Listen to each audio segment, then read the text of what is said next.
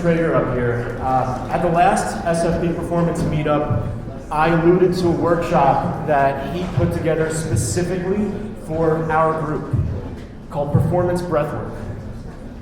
And breathwork is something powerful that I and a few other people here have done a few times to transform yourself from the inside out. And honestly, you kind of feel like you're tripping, even though there's no substances other than oxygen that's being used. It's a very interesting thing to use. But I want to bring Benjamin up here to talk about the workshop that we are going to be hosting together on May 22nd. And it's something that you can sign up for at our meetup, meetup.com/peakperformance. Benjamin, come on up. Hello. So I'm Ben, and I'm from Nexus Healing. It's a local health and wellness consulting company here in San Francisco. So my name is Ben, and I am from Nexus Healing, which is a local health and wellness consulting company here in San Francisco. And as young as I am, I guess entered into this field a lot sooner than the most of the people that are involved in this field, like holistic living, breath work, microdosing, LSD. And I entered it with the idea that I wanted to alter myself for the better in terms of performance optimization, health and wellness, emotionally, physically, all those things. And so I created what's called discovery breathwork. And discovery breathwork is, in a sense, a way to discover the limiting beliefs and self-doubts that you hold inside of your subconscious mind that create blockages or fixations for your life. And that can be anything monetarily, emotionally, relationships, almost everything. And the point in discovery breathwork, I guess, was to help a person who wasn't aware that they could actually find their limited beliefs and self-doubts, help them find them, kind of in a forceful way almost. Because sometimes you want to neglect what's wrong with you, if that's an appropriate way to say it, and really not move past that said fixation. So discovery breathwork essentially is a way to find out what those limited beliefs and self-doubts are. It is a little bit more of a spiritual path, and so if you're not necessarily a spiritual person, there's pieces of it that might seem a little outlandish. So when George presented the idea to me, we decided to create a version of it that is more performance-based, optimization-based, and increasing who you are as a person without the whole idea of spirituality. So we created performance breathwork. And it's essentially the exact same idea without all of the spiritual stuff involved. And so we're hosting that, I think in a week, let's say. And I have a bunch of flyers here for more information, because I don't expect to explain the entire thing. But essentially what you do is you lay down and you breathe. And the way that we breathe is a lot more intense than a normal breath. And it forces you to go into a higher state of mind, or altered state of consciousness, in which your body will then manifest physically, or let's say a sensation in your body will let you know what the limited belief is. And what makes this unique is that we have come up with a basic body map in which it lists a particular part of the body, say your hands. And if you felt a sensation in your hand, it means a particular thing. Generally, of course, each person is a little different, but it tends to help them understand what their limited belief would be. It's about 3 hours, and you learn a lot about yourself that you really didn't have the courage to try and learn before. And then you actually get to work through what it is you learned. Say you have a huge regret from your past. If you don't really want to work on that regret, performance breathwork helps you by not necessarily giving it a choice, but bringing it to complete awareness. So I have pamphlets I'll leave out somewhere. Yeah. Does anybody have any questions? Now, it's similar to being off method. Do you know the being off method? I actually can't hear what you're saying. Wim Hof method. Yeah, it's similar to being Hell yeah, man. That guy's great. Do you know the Wim Hof method? I don't. Okay. Please, motherfucker. Wim Hof is the Iceman. Okay. And he doesn't really need much of an introduction, but all you have to do is go Google this guy, and you'll be fascinated. He is peak performance on steroids, on psychedelics, on nothing. All right? That's this guy. So anyway, we're transitioning into that. So this type of breath work that Benjamin is working on for us is something that is really, it's transformative, but I'm new to it. And by the way, the person who got me into this is actually sitting right here, Simona. Hi. And she also does a breathwork class with sound and also has a very spiritual focus. So you can talk to her about that type of thing as well. But anyway, we're going to be doing this together as a group May 22nd.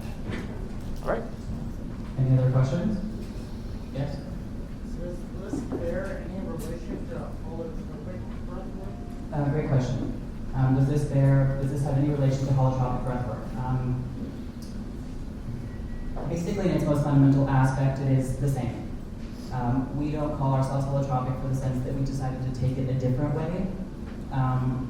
Holotropic breathwork is basically the idea of breathing faster and deeper to alter your state of mind and to go back into your past essentially and relive and re-experience things that create a fixation for you today. Performance breathwork and discovery breathwork are in a sense the same thing with a little bit of a twist in both cases. Discovery adds a spiritual element that really kind of goes above and beyond holotropic breathwork. And performance breathwork, the twist is more of a psychological understanding for someone who is more logical and they're not ready to, let's say, go on a journey of a spiritual kind.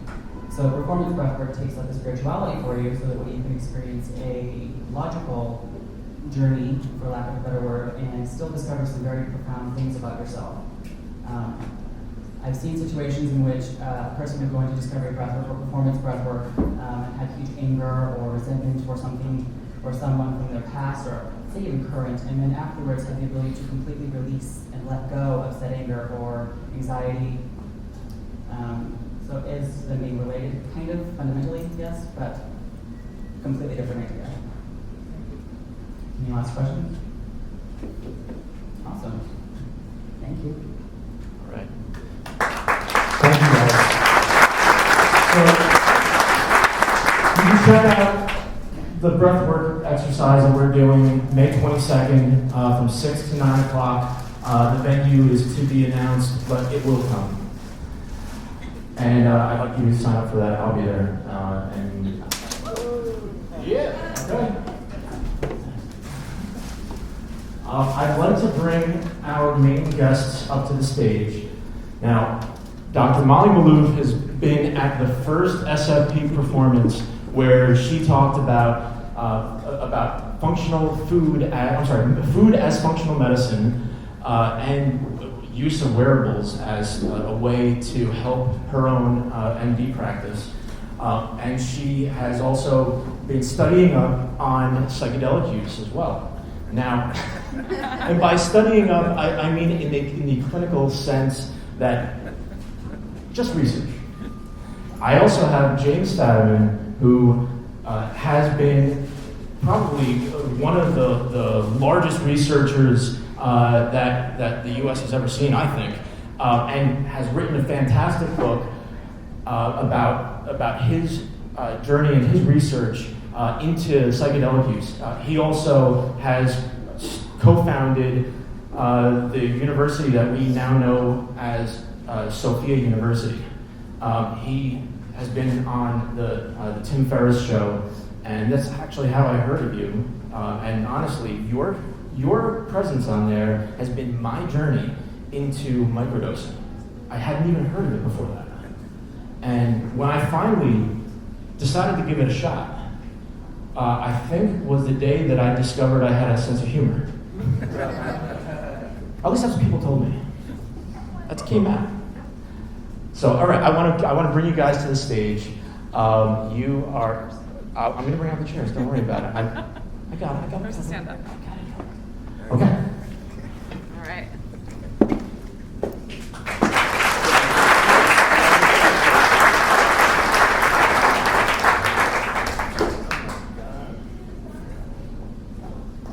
We were pitching vitamins, we wouldn't get so many people. We're pitching things that, I was going to say that you can't get, but that's really stupid, isn't it? How many people here have not had an important psychedelic experience, have not had? Okay, it's always nice to have one person.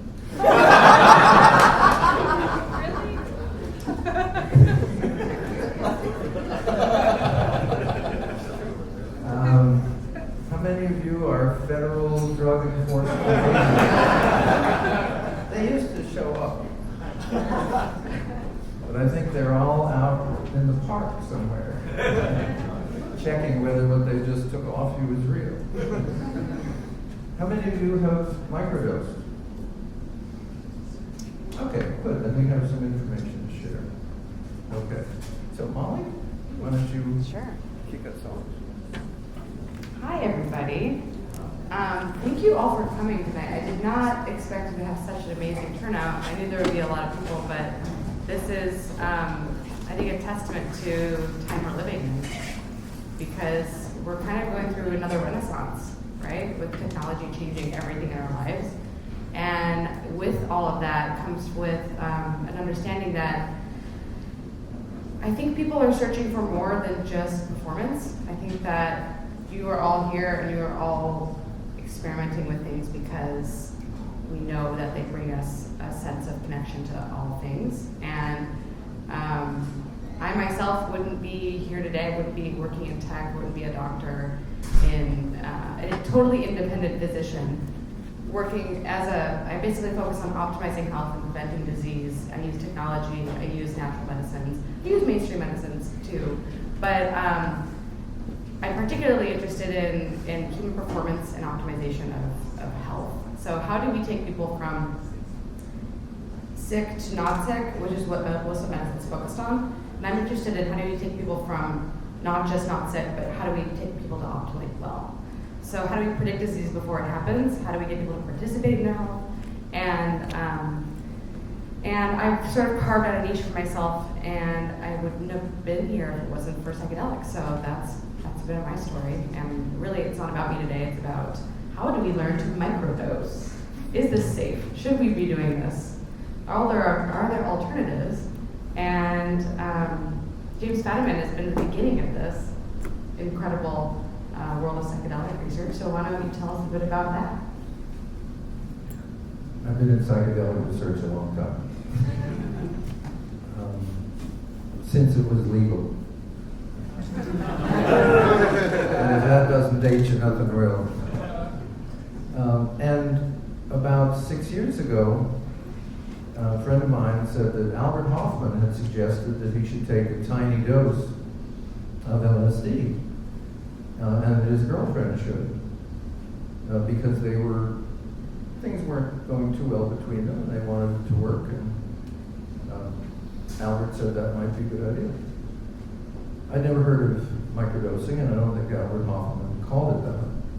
What he did say is it was the most under-researched area about psychedelics, and had Sandoz had their act together, Ritalin wouldn't have had a market. So that got my attention. And so I started investigating it, and there's two ways you explore with psychedelics. And I wrote a book called The Explorer's Guide, and thank God Janet didn't read it. Because that's what an incredible explorer is like. I'm just blown away by everything that she's done, and I'm going to find out more. But what I found was that microdosing has one big advantage: is it's safe. It's safe because you don't trip. You don't get any psychedelic effects. Now, some of you now want to leave. I'll understand. So it's a different order of being. What it seems to do is be helpful for what you want it to be helpful for. And there was that question back and forth about LSD or psilocybin, and what I've found from the couple of hundred reports that I've had from around the world is that at the microdose level, there's very little difference between psychedelics. And that includes some exotic things that some of you know about, 2CIs, some that you probably don't know about, 1P, LSD. The family of psychedelics seems to be, at the microdose level, almost indistinguishable. And because they're at the microdose level, and because you don't have any psychedelic trippy effects, as someone said, the rocks don't glisten even a little. And when you walk by flowers, they do not turn and look at you. You have your normal day. You have your relationships, your exercise, your food, only they seem to be working a little better. And just to put us in context, because most of you have not used microdoses for this, but there are conditions which people have used microdoses for successfully. And maybe we'll talk about, why don't you mention that one patient of yours, and I'll just kind of go through this list. Yeah. So I have been a big fan of psychedelics since my mid-20s. And before I did any psychedelics, I read a lot of books on them. And I'm talking, I amassed a small library because I was really afraid of losing my mind. And I think a lot of people in society still have this idea that these are really dangerous and these will, make us psychotic. But through my own experiences, I realized that the real way to learn about psychedelics is to start low, go slow, and titrate up. But nobody really teaches you that. And I think the importance of this talk today is that it's really all about the starting low.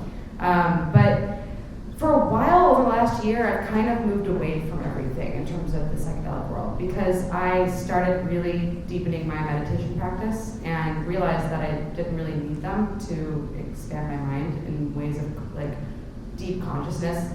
But I have patients who I was trying to help them with their depression, and they've been to psychiatrists and they've been to psychologists, I thought, okay, so maybe there's something going on with their methylation, with their genetics.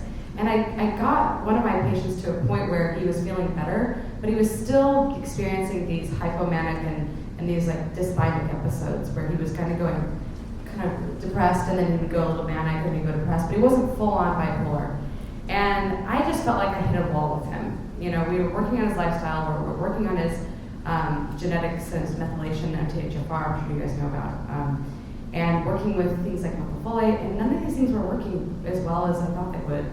And he goes to a music festival, and he meets a guy who gives him 3 bottles of microdosed psychedelics. And I immediately think, I'm not sure this is a good idea. Because they say you're not supposed to take these if you have psychiatric problems, right? And he's a well-versed, psychedelic explorer. But in his experience with full doses of psychedelics, he was experiencing really big lows. And I was at the point where I was like, I don't think you should be doing these because you're dropping down so low after you do LSD at a festival that it's just, I don't think it's worth it for you. And he starts microdosing with these bottles that he was given. One of them was ibogaine, one of them was LSD, and I believe one of them is, and really one of them is San Pedro. And he's coming to me and he's like, I feel really good. I'm like, what? And so he's taking like three drops of this stuff, and he's telling me, yeah, I feel really great. And then he starts feeling a little, I noticed he was a bit manic, and I was like, well, maybe you need to go down a few doses. So he goes down to 1 drop a day, and I actually don't know, I don't know exactly where he gets this stuff, and I don't know the exact dosage of it, but I can say that it is definitely a sub-therapeutic, not a full, it's definitely a microdose. And I'm just really blown away at how well he's doing on this regimen.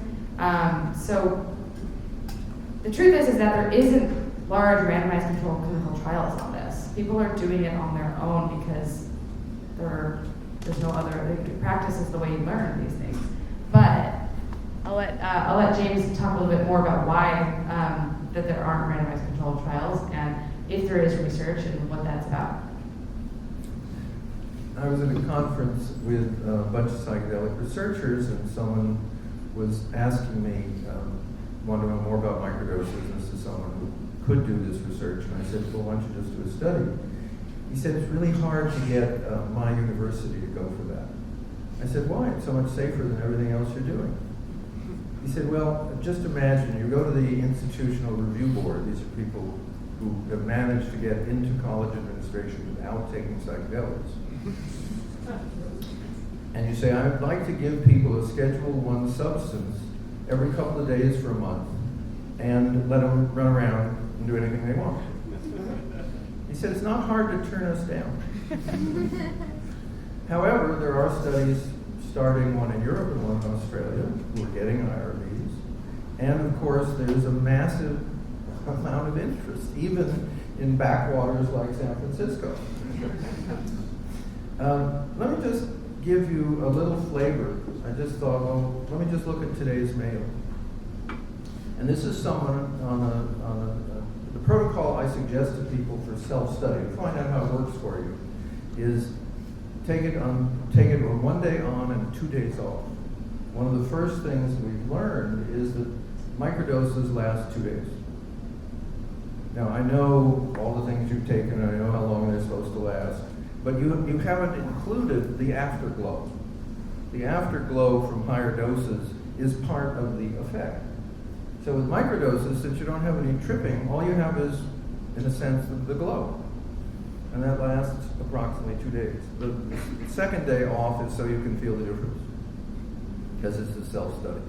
So here's someone talking about their second cycle on the second day, meaning this is Saturday, they dosed on Friday. I continued to not drink caffeine. Before taking mushrooms, I drank caffeine almost every day against my will. I've noticed my relationship with my fiancé has been more open, fun, and easy. We're both microdosing, by the way. We had sex Friday night, and then Saturday, in the middle of the day, she wanted to have sex. I mention this because we've had a lot of problems in this area. This has been a sort of blockage where she doesn't want to, and it hasn't felt natural when we do. Saturday, we had incredible sex, and I felt so connected to her. Parenthesis, this was on her dose day. I also had some free time and decided to go on a hike. Sunday, when I'm writing this, today, still no caffeine and still sexually sober. I'll tell you what that means in a moment. Oh, I forgot to mention another change. I've been listening to much more music and jamming out in my car and feeling more joy. Feel free to ask any questions. Now, I don't know if any of that interests any of you. Sexually sober is one of the problems that this person talked about, is having a porn addiction. So this is the longest that he's also, what he said is still sexually sober. Today is day 10. That's the longest he can remember not being caught up in porn addiction. So there's some interesting things going on, and I will not press Molly to tell you why this is working, but we may talk a little bit of physiology and the body as well. So that's to give you some feeling of what this is someone who's, by the way, just starting a new business. It's doing fairly well. But he felt that it would be useful to microdose, partly for the addiction, and partly just to be, as he said, in better condition when you're starting a business. So let me just give you a little list, because we're mainly going to talk about health and people like you who uses it for coding. But this is from my files. These are conditions improved while microdosing. And it's in alphabetical order, because otherwise there's no way to do it any other way. Anxiety, general anxiety, social anxiety, academic anxiety, anxiety at a party. Asperger's syndrome, more ease in social situations, especially parties. Bipolar, mood elevation during the depression phase. For some, also sleep cycle disturbed. For most people, sleep cycle improves. One of my favorites is no post-Burning Man crash on returning home. Parenthesis, a first. Capacity to live in the present, creativity, technical, coding, machine design, others. Now this is an area where people have decreased or stopped. Cigarettes, coffee, Adderall, venlafaxine, which is an antipsychotic. Depression alleviated, lots and lots and lots of reports. Ice pick headaches. Ice pick headaches are really short cluster headaches. Cluster headaches are the most painful thing known to human beings. Migraines, on a scale of 1 to 10, a horrible migraine is about a 3. Clusters are 9s and 10s. So, instant ice pick headache alleviated within seconds. Health habits, food habits, exercise, yoga, and meditation. Those, by the way, are improvements, not alleviation. Insights, personal learning, language, advanced math, paying attention to class, even if the teacher is a effing bore. Menstrual periods. I don't want to ask, but people who have painful or crampy menstrual periods are reporting on microdoses that all goes away. That's big. Migraines lessened or eliminated. Physical skills, and again, Janet said it was not good for her. A lot of people say the other way. I have musical instruments, drumming, also flying a plane, and driving. Wonderful guy wrote, he said, I failed my driver's test twice. I microdosed for the third one and passed. My guess is slightly better coordination, much less anxiety. Because I don't know if you've ever failed your driver's test or gotten real close, but it's a very high anxiety in California. Trauma, less. Procrastination, less. Stuttering, increased fluency. Writer's block, now there's a number of books where first drafts have all been done in microdose, and a book to look for in about 6 months is called A Really Good Day. And it's about one person's 1 month of microdosing. And basically work, amount of work, discrimination, flow, quality, enjoyment of work. That's a list of what's come up so far. There's something going on here that doesn't fit many conventional, even medical models or even new agey medical models. So, you want to comment? Sure.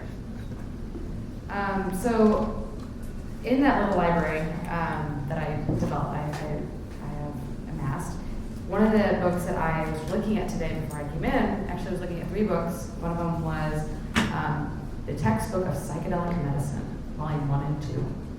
There's also another really great textbook called The Encyclopedia of Psychoactive Plants. So if you're interested in psychedelics, you should read those. But LSD is particularly interesting because what it does is it causes, this is theoretical, I mean people have done research, but at the end of the day, it's really hard to say what something is doing in the brain through experimentation. But this is the best answer that I have found so far. So apparently it causes hypermetabolism in the cortex, putamen, and thalamus. Specifically where there are 5-H2A receptor densities, so it's serotonergic activating drug. And there's basically these feedback loops called corticostriato-thalamocortical, CSTSC feedback loops. And these regulate the thalamus, which acts as a filter for extero and interior information flow to the cerebral cortex. So basically information flow through your brain. And what happens is there's this increased dopaminergic transmission that results in the opening of the thalamic filter with subsequent sensory overload of the cortex. So you get this flooding of the sensory experience in the brain. So once that filter is lifted, you've got increased connections and increased capacity to create connections throughout the brain. And if you take a really big enough dose, though, you end up with things like cognitive fragmentation and ego death. But theoretically, we believe that if you take a smaller dose, you obviously don't experience those high-risk brain changes. And it's more likely that it just increases the ability to make connections throughout the brain. That's my best explanation that I found. In other words, we don't have the faintest idea. No idea. We have a vague, we know a few things about high dose. One of the nice things is I get requests for, please let me know, send me all the research papers on microdosing. So I wrote one. Now there's one. But what there is this vast library of personal experiences that you got a beautiful one tonight in the comment of the 30-day experiment. if you go to Reddit, there's a microdosing thread with endless people making endlessly interesting mistakes and telling each other then how to do the same thing. But there's 6,500 people on the thread. So this has escaped. This is now widely used, and there you are, before any research has been ever published. There is a chapter in my book with a few case studies of people basically using it. Because when I was so excited in discovering this and realizing that I was about to be incredibly important because I was so interesting because I had discovered it, I forgot that Hoffman told me. An anthropologist friend of mine said, has it occurred to you that over the thousands of years that indigenous people have been using psychedelic plants and so forth, that they might have tried small doses?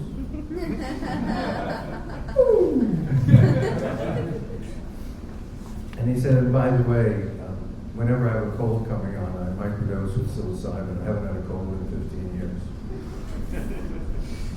So there's a lot of pharmaceutical companies that if they were here tonight would be nervous. So there will be continued pressure to keep these substances illegal for all the wrong reasons. But what we're seeing, now actually let me ask you a different question. How many of you have ever taken a psychiatric medication for mood, meaning antidepressant, stimulant, etc.? Okay? Yeah, me too. Till I found out I've got suicidal thoughts from taking it. I took it for about a month and I realized I didn't care if I ever got well. And I wait a moment. That doesn't sound like me. I called a therapist friend. She said, oh yeah, people get suicidal ideation on that. Thank you very much. So I'm excited by this microdose research because it seems to be safer than psychiatric medication. And a lot of people have been using it to come off of psychiatric medication. Now there's a little side note to psychiatric medications which your physician didn't mention, which is they're all addictive. Now that doesn't mean that you can get the same antidepressant effect and you have to keep taking more and more and more. It's not that kind of addictive. It's that should you try to stop, the withdrawal symptoms are a massive amount of whatever you were taking it for. It's kind of like your system has saved up depression. And should you stop taking it, the dam is broken.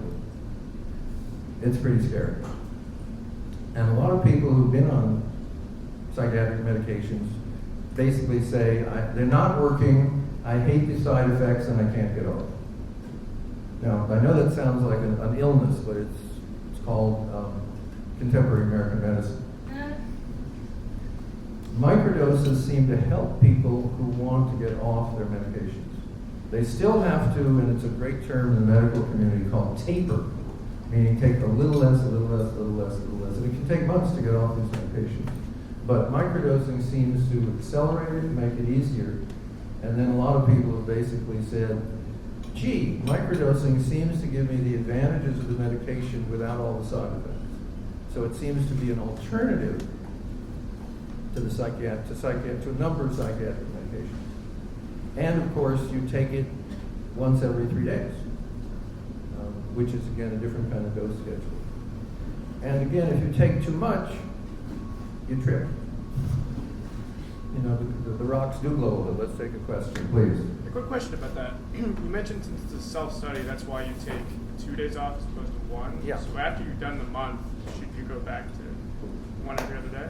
Well, what happens after a month, and I don't have as many reports, but basically I write, particularly people who write me interesting stuff. I say, what are you doing now? What most people say is, oh, I'm microdosing now and then. That seems to be what happens. And of course, as some of you know, if 10 mics is what everyone else takes, you're cool, you're going to do 25. Okay? So I get a lot of those, which is, I was cool, I took 25. And you know, at the sales meeting, I realized I didn't care about the product ever.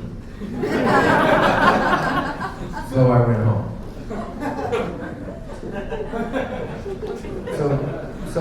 what people basically do is they now have something which is useful, and as I say, for most people it's now and then. People who have had terrible conditions that no medication has touched, they may be doing it every other day.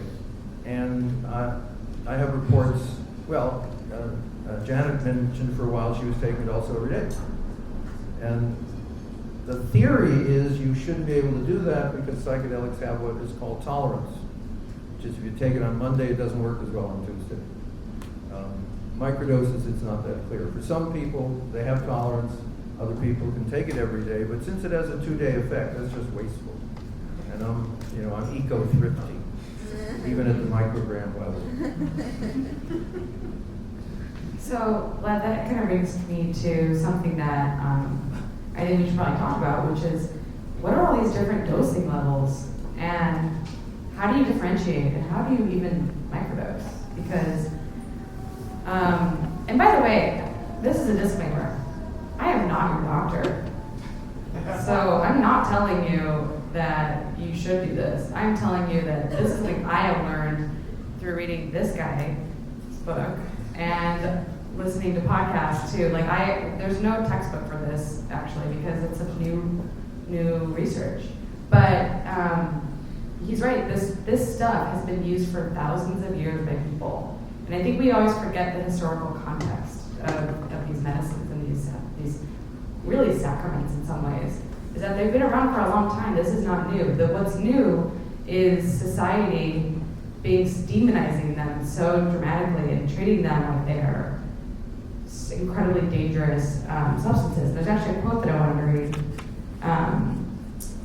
from a drug policy expert that I was reading this morning, and he says, Mark Kleiman, and he says, psychedelics are simply too potent and too intoxicating and too long-lasting to be left completely to the free market. And I just fundamentally disagree with this. And I think most of you all do too. Because we wouldn't be here talking about this if we didn't think that there was a safe way to do things. And the truth is that I think what's really wrong with the conversation around psychedelics is that the truth is that most people who are getting them from people are getting them from people who, and this is a generalization, so I don't mean to be negative, but there are people who push drugs, and that is a reality. And I think that the big problem with pushing drugs is that I know a lot of people who've had really bad experiences with their first psychedelic because they were told to take a full dose. And the one thing that I tell people when I'm at Burning Man is if you've never done a drug before, you should take the smallest dose possible. So that the best case scenario is that you actually trip, and the worst case scenario, you trip lightly. Worst case scenario is that nothing happens. And it's no one tells you to start with almost nothing.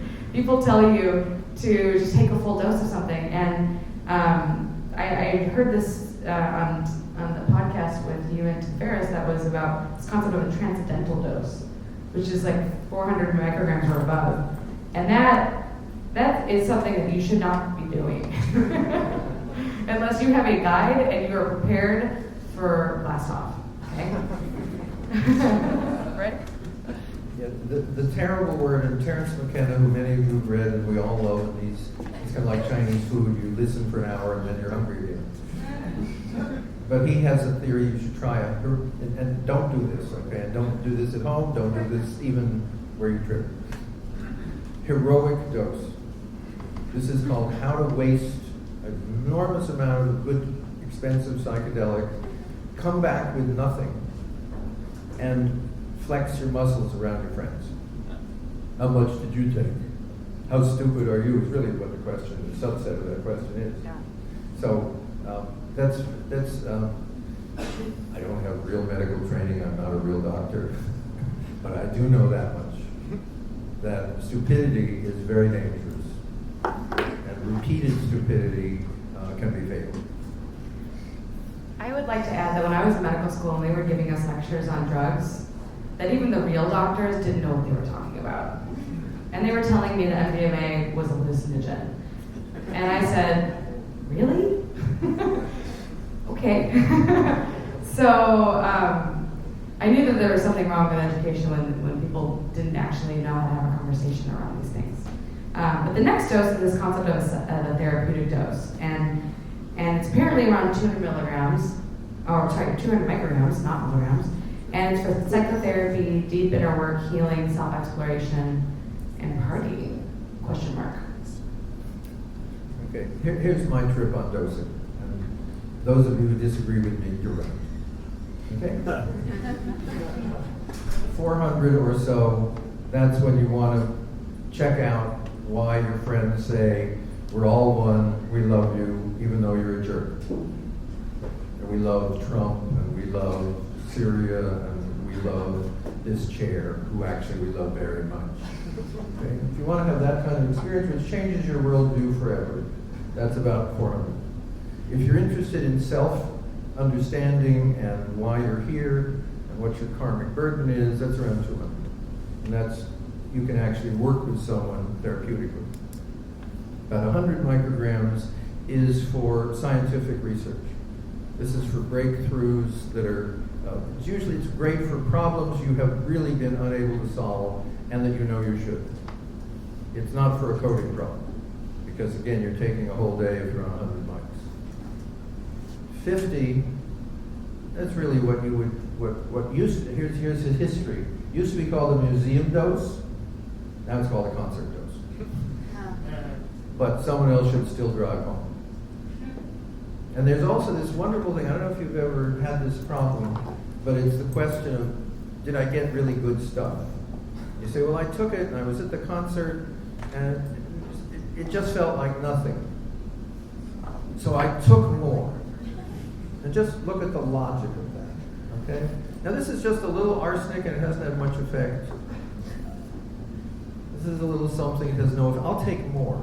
And then it turns out, my goodness, I double tripped.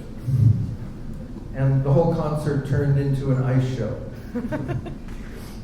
And I remember a friend of mine saying, I was at the Oakland Coliseum and I did that. And I went out and there were police everywhere. And I knew I was going to get busted. And I said to my friend, you've got to drive. And he said, I can drive. And he drove home. And his friend later said, how was that? He said, actually driving was really easy. We were in a tunnel the entire time. So your body tries to protect you when you are foolish.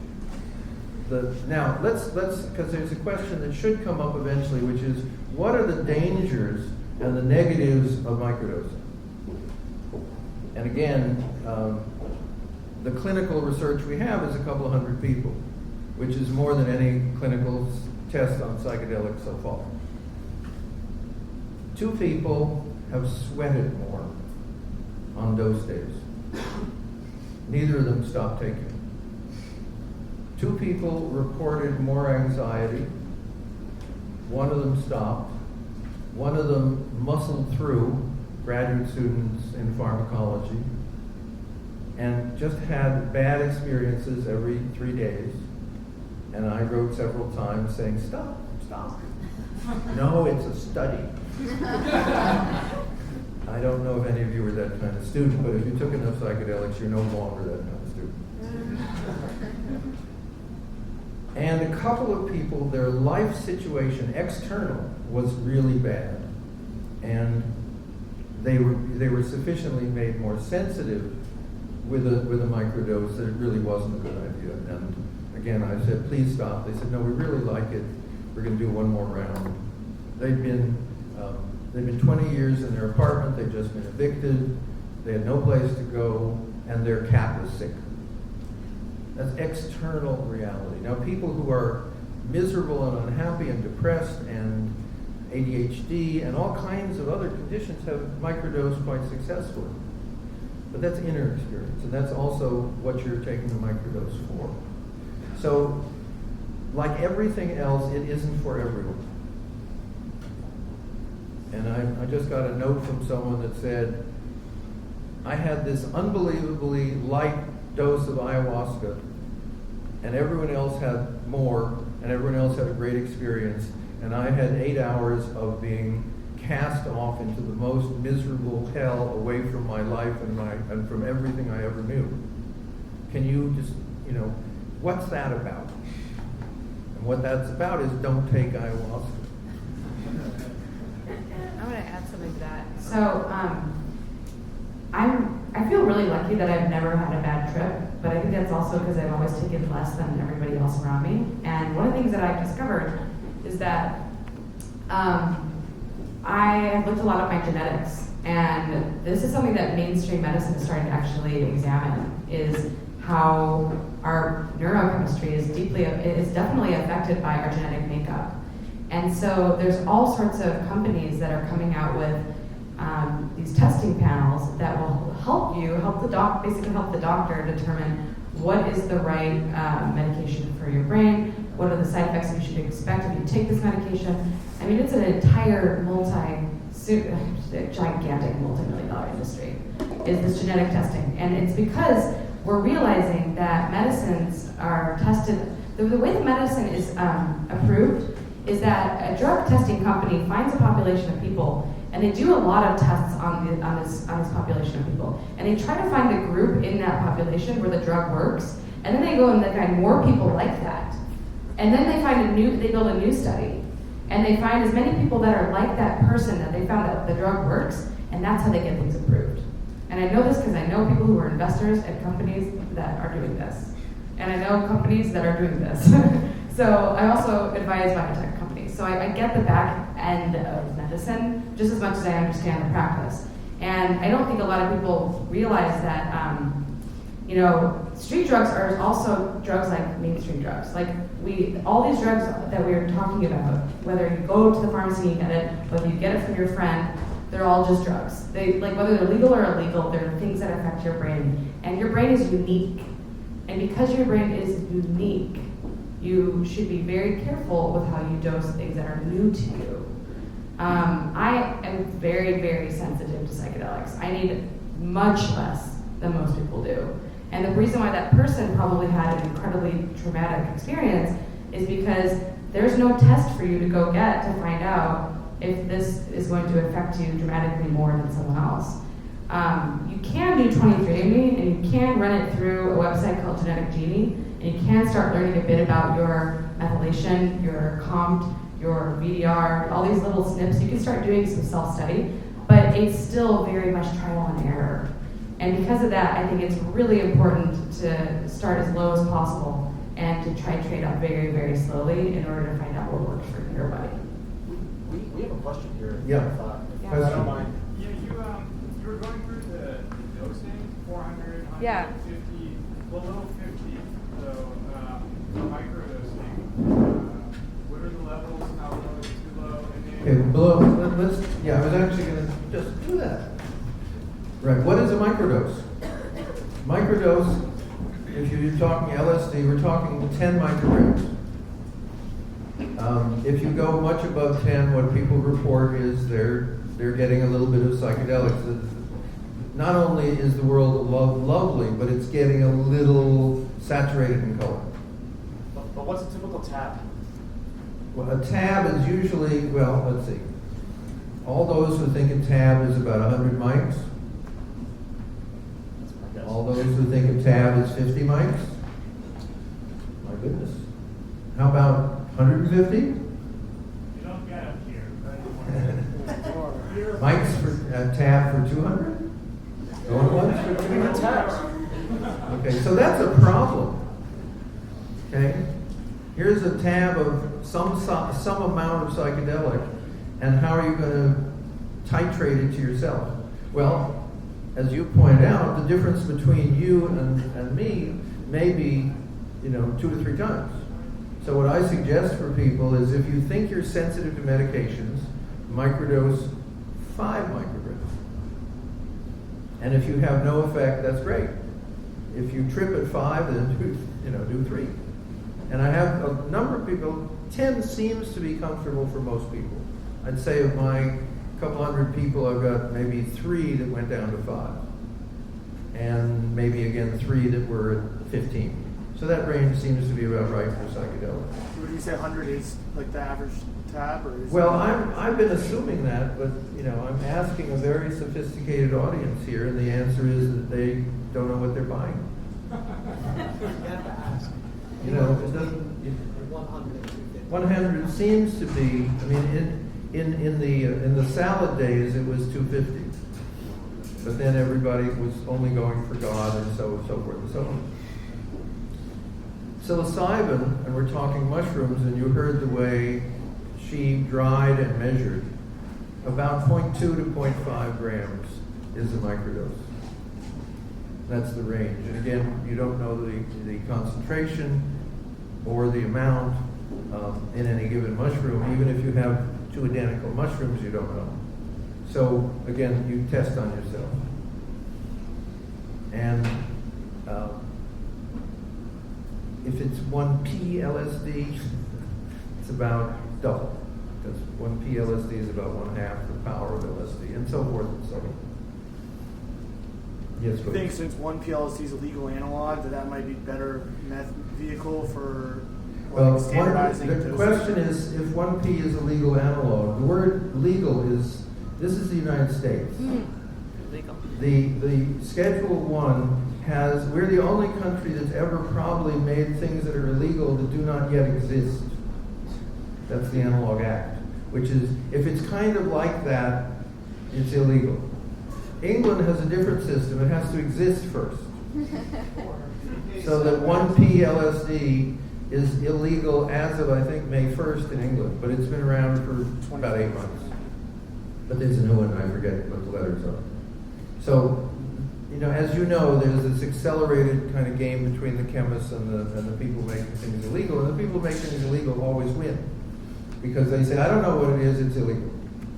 I have no idea what its use is, it's illegal. I have no idea what its effects are, it's illegal. So it's a very simple system on their side. Does that answer that question in a sad way? I want to say something to that. Here's another really good quote from the book of Attachment of Psychedelic Medicine. And this is to answer the question, why does the world want these to be illegal? These are a threat to centralized hierarchical control of religious consciousness and political authority, thus undermining social control. They reinforce a traditional community-based mythos and social order rather than interpretation of hierarchical political orders and their ideologies of control. So at the end of the day, I mean, I think it's really crazy that we're still living in an age where these things are not being, I think it's frankly crazy that they're not being produced by pharmaceutical companies yet. I know that there is a company in San Francisco that's trying to develop a ketamine inhaler for emergencies, like psychiatric episodes of major depression where people are suicidal. But I still think it's strange that we're so far away from these being like mainstream. It's interesting. Well, you know, given this room, how many of you are unemployed? Okay, so most of you are employed, even though psychedelics make you into this terrible defunct being, you know, which doesn't play by the cultural rules. It's not true. Now, there's a little secret about LSD, and just LSD. This is the federal government's own numbers. And the way they get these numbers is they give you a form and they say, check off the illegal activities that you've been doing in the last week, month, year. So I think it's underreported. Since LSD became illegal, or Schedule 1, 26 million Americans, just Americans, have taken it. Now, why is there a renaissance? This is my theory. Because the people in all of the regulatory agencies went to college, took organic chemistry, and tripped. The judges. The only group I've found that has a remarkably low percentage of people with psychedelic experience are legislators. So you find out these things because when you have a book, you become kind of a hustling prostitute. Hello! I wrote a book about psychedelics. Who are you? And then what you get is people who, you know, you're sitting next to someone on a plane and they run a hedge fund. And what they do is they buy South American bonds and then torture the country. So they're not good people. And you say, well, I'm a psychedelic drug researcher. And they give you the look like, I want to squash you like a bug. And then their eyes go glassy. and they say, you know, when I was at Cornell, you know, one night, I remember I was running through the streets naked, and I was shouting, "What are you all doing hiding in your clothes?" And then the glassiness goes away, and it's the hedge fund guy again. Yeah. Yeah. Do you guys know the guys who work in finance, where they come, you meet up with them after work, and they're like a different version of themselves, and then about an hour later, it's like, oh hey, you're here, great. Yeah. Yeah. So I think another thing worth talking about is some numbers on epidemiology. Tobacco kills 440,000 a year. Alcohol kills 75,000 people per year. Secondary smoke kills about 50,000 people a year. Cocaine kills about 3,400. Heroin, 2,000. I think this number on over-the-counter drugs is wrong because it says 2,000, but I'm sure opioids are thousands now. NSAIDs kill about 6,500 people a year, and that's just ibuprofen, and that's over the counter. Marijuana and LSD, they have killed 0. So good for that. Yep. There's this great chart that marijuana people have with this list, but right above marijuana is something that kills 100 people a year. It's peanuts. So let's make peanuts illegal and let's keep psychedelics legal. It makes perfect sense to me. So, question there. Yes, please. Has the formulation of LSD evolved at all since it was first Sure. accidentally discovered? Has the formulation of LSD changed and been improved? Have we got the new improved LSD with stripes and tastes of bourbon, that kind of thing, like bacon-flavored toothpaste? The answer is actually it's a chemical. The molecule is simply a molecule, and there have been variations of it, like we talked about 1P, and there are lots of variations on that molecule. It's called LSD-25 because it was the 25th version of a molecule based on ergotamine that was tried by people in Sandoz. So it's simply the way, it's kind of like saying the salt changed. The answer is no. So the LSD that I recall from the good old days, which were not all that good, is no different than what you're getting now, at least if it's LSD. The terrible thing that's happened because LSD is illegal, one of the great safeties of LSD was that when you put it on a little teeny tab, you couldn't put anything else on there that would have any effect. And I talked to the guy who invented the machine that dropped it on the tabs. And he said we did that entirely for safety. But unfortunately, there's a class of consciousness-altering substances known as N-bombs that have a psychedelic effect at the correct dose, but the dose that can kill you is only 2 to 3 times that. See, if by mistake your dealer gives you 10,000 mics instead of 100, so you're taking a massive overdose, you may be out of it for 4 or 5 days and have no ill effects whatsoever. So there are substances that now affect you at the microgram level that are dangerous because of that tolerance. So general rule of thumb, if you think you're not getting LSD, you say, God, what I really hope you're selling me is an N-bomb. And if the guy assures you it is, then don't buy it. Just a little marketing notion of how to protect yourself. I think something worth talking about is that, I know people who are in jail for LSD, and the truth is that there are people that you are getting your stuff from that are putting their lives at risk. And I think the important thing about this conversation we're having today is we all still need to be really careful about this stuff because it still is very illegal. And for that reason, I think, you should know the person you're getting. The really important thing is you know where you're getting it from, and you're not just randomly taking something that someone says is good. I don't think we have a big, a larger enough conversation around this stuff, but yeah, so know where you're getting it, know the person, ask them questions, get to know them, and be discreet. Yeah? You mentioned before that you heard kind of some people slept better, some people had trouble sleeping. Yeah. With microdosing LSD. Have you noticed any patterns as to what can push someone one way or the other? Yeah, what's likely to disturb your sleep is taking a microdose past 10 in the morning. Again, being stupid comes easy, okay? It's a general stimulant. What I noticed for most people when they're microdosing on this schedule, they say their sleep pattern seems to improve. Now also their eating pattern changes. They basically eat healthier. A number of people, you remember the person who had good sex, you remember that part. Did you remember that he was off caffeine? You might not have noticed that one. A number of people basically cut down on pot, cut down on caffeine, certainly cut down on pharmaceuticals. And there's this tendency over a month towards being healthier. And I was trying to figure that out. And then someone who got off smoking in about 3 cycles, this was a pack a day for 5 years, what he said is, it was as if my body had all the votes. See, if you've ever smoked cigarettes, you probably knew that wasn't good.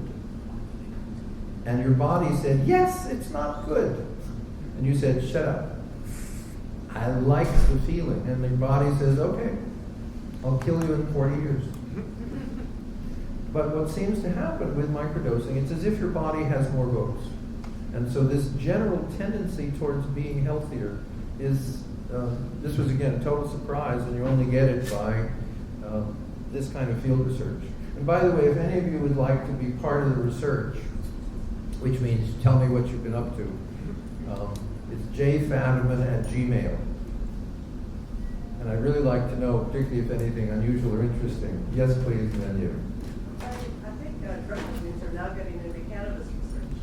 Oh yeah. To exploit that. So you see the possibility of them getting into these. Well, we also see CBD about to be legislated, and that sucks. So, yeah, the problem with when big medicine does get into things is that it also pushes out the small people and makes it harder for small purveyors to make business. That's for cannabis at least. But guys, I have to give you some bad news. We are disruptive people in society, and the people who are letting us use this space, they don't want us here. So we have to go. So we have to stop the questions, and we got to start packing up, guys.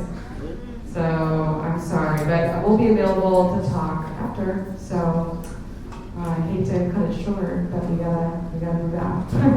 So George, I'm just checking. Are we being thrown out or not? We are. We have to be off the stage in 5 minutes. Oh, we are being thrown out. I was just told that, unfortunately. All right. We are being asked to leave politely and correctly, and we're very grateful that they gave us this space, and they'll never have us back again. Okay, so, yes, please, quick. So the other side of the food thing is to not forget to eat what you regularly eat in your regular ways when you're doing a microdose. Because you can forget to do that, then you won't have your regular taste. Right, microdosing shouldn't interrupt your day, it should simply improve. That makes that way of And saying remember that? to eat lunch. And Yeah. dinner. Okay, one more quick question, then we'll be thrown out a little late. Yeah, I'm really curious if there's any research, probably not, done on like long-term brain changes due to neuroplasticity.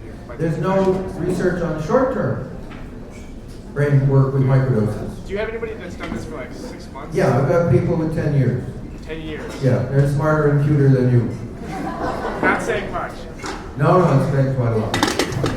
Okay. And I got one guy who's been running a $200 million a year company, and he says second day is best. Second day is best? So, okay, we're going to have to break up. There's a lot of us, so we don't really want to be awful to be busted for disorderly conduct. Okay, so thanks a lot for coming, and thanks for being performers.